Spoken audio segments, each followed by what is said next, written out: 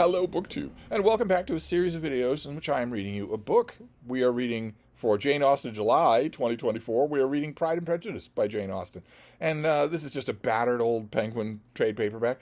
And obviously, since we're reading the book, chapter by chapter, we're going to extend past Jane Austen July. Jane Austen July has just a couple of days left, and we're going to do that. We're going to sail along. I'm having such a blast that I don't think I'm going to stop reading books to you, especially since all of you seem perfectly okay with what one of you dubbed my annotations. Because I'm not just reading the book. This is not just an audiobook. If you're tuning into this video without seeing anything else, I should probably warn you about that. This is not just a reading of the book. I am interpolating. I am annotating. I'm adding all sorts of opinions. I'm having a blast doing that, and enough of you are at least tolerant with that I'm going to keep doing it. So we are up to chapter 19. Now, the last chapter, the longest chapter we've had so far, we finally got the ball at Netherfield Hall. Mr. Bingley put on a ball at Netherfield Hall. He's just come there. He's just rented the place. He's brought a party of his young friends from London, his sisters, a husband of one of his sisters, the enigmatic Mr. Darcy. And this has been a source of incredible interest to the families in the neighborhood, all of whom are wanting to marry off unmarried daughters, including Mrs. Bennet, the mother of our heroines, Jane and Elizabeth Bennet. So everybody goes to the ball. And Elizabeth Bennet wants to go for two main reasons. The main thing about the ball, which Jane Austen barely stresses at all, is that Bingley, I think, threw the ball so that he could be with Jane Bennet, and Jane Bennet and Bingley were in their own world the whole time. They are incredibly in love. They're so glowingly in love that even when Elizabeth hunts out her sister in the middle of the ball in order to kvetch and gossip, she's taken out of herself by how happy her sister is. So briefly, she can't think about any of the axes that she wants to grind. She's just happy that her sister is so happy. But the two things that Elizabeth wants to do in going to the Netherfield ball is, one, she wants to dance all night with Mr. Wickham, an absolutely gorgeous young addition to the regiment in Meryton, and he's not there. She learns right away that he's not there. But the other thing that she wants to do is subtly confront Mr. Darcy about what she's heard from Wickham about Darcy's horrible treatment of her. She doesn't want to read him the riot act and point a finger at him in front of everybody, but she wants to test him on the subject. And she does get to do that.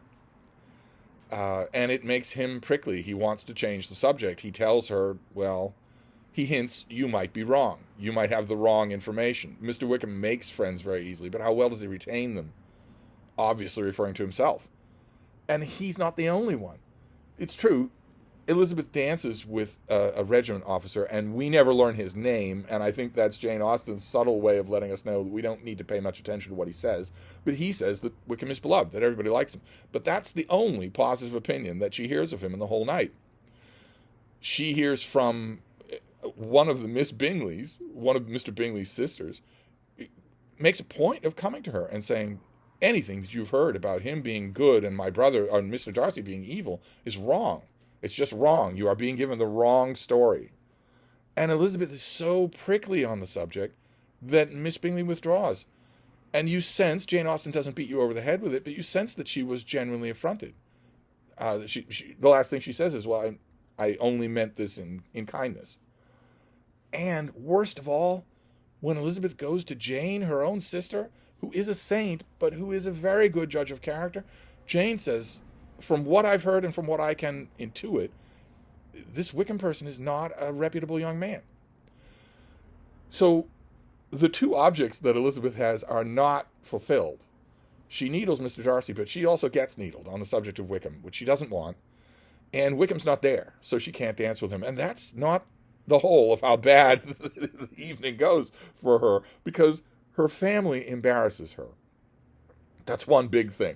Her family embarrasses her. Her mother talks a little too loudly at the table about how it's a done deal that Jane is going to marry Mr. Bingley. It's a little awkward to hear your mother doing that and scheming about it that way. Also, her sister Mary, our friend Mary the bookworm, sings at the piano, and it doesn't go well. She's not talented at it, and she doesn't know that. uh, and also, there's Mr. Collins, who's this lumpy, dumpy. He's the opposite of Mr. Wickham, and he is the heir to Longbourn. He's going to inherit Mr. Bennet's home when Mr. Bennet dies because of an entail. So the girls, the Bennet women, don't get to live there. Mr. Collins is going to move in his own family, and he's come to the countryside thinking, well, if I'm going to inherit Longbourn, how fitting would it be if I also inherited one of the Bennet sisters? That's my wife. I've heard they're all lovely, so why don't I do that? When he gets to the house, he immediately settles on Jane, who's the oldest and the most beautiful. But Mrs. Bennet says, well, I certainly want you to pick one of my daughters, but she's taken. I think Mr. Bingley is going to propose to her.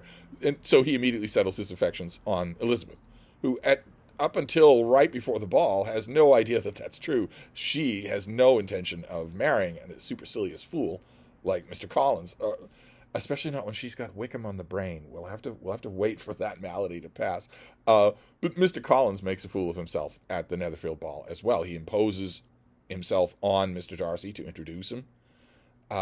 He dances very poorly with Elizabeth. So in other words, when Elizabeth gets back from Netherfield Hall, she's not happy. Ordinarily, you'd be floating on a cloud after a ball like that in a rural setting, but she's not happy. And as we're going to see in chapter 19, things get worse for our poor Lizzie. So let's read this chapter. It's much shorter. The next day opened a new scene at Longbourn, and we unfortunately know what that scene is. It's been coming for a while. It's hilariously done, but you have to remember how awkward and horrible this would be for Elizabeth. Mr. Collins made his declaration in form. In other words, he's not hinting anymore. He's going to tell Elizabeth that he wants to marry her. Having resolved to do it without loss of time, as his leave of absence extended only to the following Saturday, and having no feelings of diffidence to make it distressing to himself even at the moment, he set about it in a very orderly manner, with all the observances which he supposed are a regular part of the business. On finding Mrs. Bennet, Elizabeth, and one of the younger girls together, soon after breakfast, he addressed the mother in these words: "May I hope, madam, for your interest with your fair daughter Elizabeth, when I solicit the honor of a private audience with her in the course of this morning?" Before Elizabeth had time to do anything but blush, Mrs. Bennet instantly answered, "Oh dear, yes, certainly. I'm sure Lizzie will be very happy. I'm sure she can have no objection. Come, Kitty, I want you upstairs."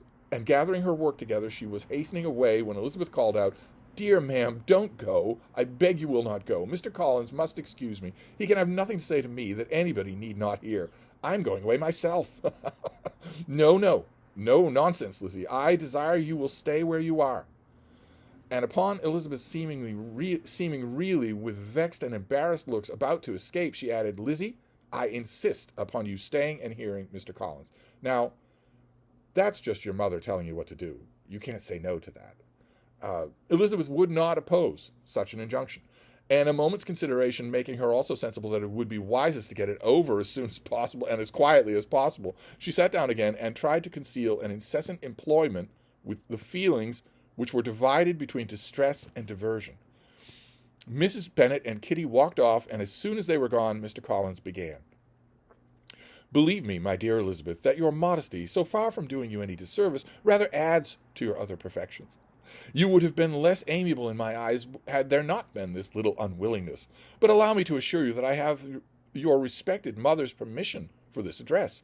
You can hardly doubt the purpose of my discourse. However, your natural delicacy may lead you to dissemble. My attentions have been too marked to be mistaken. Almost as soon as I entered the house, I singled you out as the companion of my future life." Yeah, almost. She's your second choice.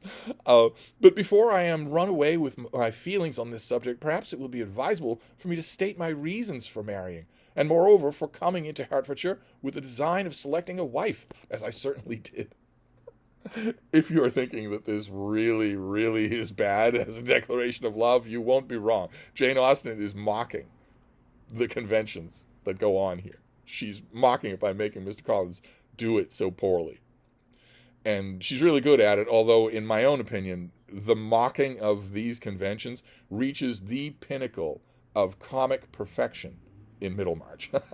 But we'll get to it. Someday we'll get to it. The would-be lover in Middlemarch is even more hopeless than Mr. Collins, and his protestation of love is hilariously dead. It's dead on the page. The idea of Mr. Collins, with all his solemn composure, being run away with his feelings, made Elizabeth so near laughing that she could not use the short pause he allowed in any attempt to stop him farther. She was going to say, no, please don't go any further, but she's almost laughing at him, so she can't do it. My reasons for marrying are, first, that I think it a right thing for every clergyman in easy circumstances, like myself, to set the example of matrimony in his parish. Secondly, that I am convinced it will add very greatly to my happiness. And thirdly, which perhaps I ought to have mentioned earlier, that it is the particular advice and recommendation of the very noble lady whom I have the honor of calling patroness. Twice has she condescended to give me her opinion, unasked for, too, on this subject, and it was but the very Saturday night before I left Hunsford, between our pools at Quadrille, while Mrs. Jenkinson was arranging Mr. Berg's footstool, that she said, Mr. Collins, you must marry. A clergyman like you must marry. Choose properly, choose a gentlewoman for my sake and for your own, and let her be an active, useful sort of person, not brought up high, but able to make a small income go a good way. That is my advice. Find such a woman as soon as you can, bring her to Hunsford, and I will visit her.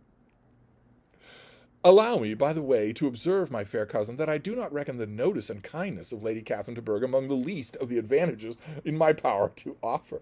Are you marrying him, or are you marrying her? One of the advantages that you're offering to marry you is that you're giving your wife the chance to suck up to the same woman that you suck up to. That's not a strong case, but then Mr. Collins couldn't put a strong case. You will find her manners beyond anything that I can describe, and your wit and vivacity, I think, must be acceptable to her, especially tempered with the silence and respect which her rank will inevitably incite. Thus much for my general intention in favor of matrimony. It remains to be told why my views were directed to Longbourn instead of my own neighborhood, where, I assure you, there are many amiable young women. But the fact is that being as I am to inherit this estate after the death of your honored father, who, however, may live many years longer, I could not satisfy myself without resolving to choose a wife from among his daughters, that the loss to them might be as little as possible. When the melancholy event takes place, which, however, as I've already said, may not be for several years, this has been my motive, my fair cousin, and I flatter myself to think it will not sink me in your esteem. And now nothing remains for me but to assure you in the most animated language of the violence of my affection. To fortune I am perfectly indifferent. I shall make no demand of that nature of your father, since I am well aware that it could not be complied with, and that £1,000 in 4 per cents, which will not be yours till after your mother's decease, is all that you may ever be entitled to. On that head, therefore, I shall be uniformly silent, and you may assure yourself that no ungenerous reproach shall ever pass my lips when we are married.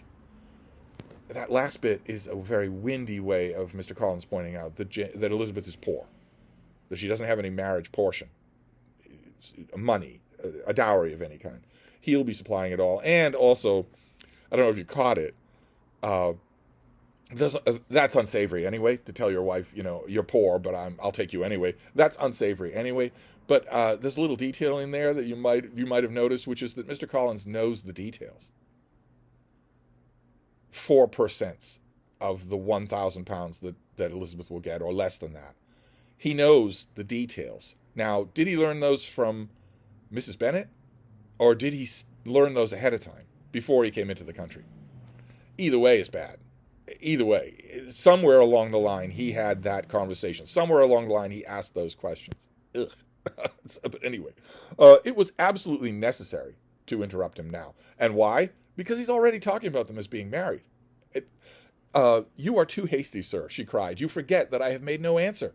Let me do it without farther loss of time. Accept my thanks for the compliment you are paying me. I am very sensible of the honor you propose, but it is impossible for me to do otherwise than decline them. He's ready for this, unfortunately. I am not now to learn, replied Mr. Collins with a formal wave of the hand, that it is usual with young ladies to reject the addresses of the man whom they secretly mean to accept when he first applies for their favor, and that sometimes that refusal is repeated a second or even a third time. I am therefore by no means discouraged by what you have just said, and shall hope to lead you to the altar ere long. Upon my word, sir, cried Elizabeth, your hope is rather an extraordinary one after my declaration. I do assure you that I am not one of those young ladies, if such young ladies there are, who are so daring as to risk their happiness on the chance of being asked a second time. I am perfectly serious in my refusal. You could not make me happy, and I am convinced that I am the last woman in the world who would make you happy. Nay, were your friend Lady Catherine to know me, I am persuaded she would find me in every respect ill qualified for the situation. Little do we know, if we're reading this book for the first time, that Lady Catherine is going to end up with a very bad impression of Elizabeth, along the lines of what she's saying now. Were it certain that Lady Catherine would think so, said Mr. Collins very gravely, and then Jane Austen gives a dash. And what she means by that is that Mr. Collins has started to say one line of thinking.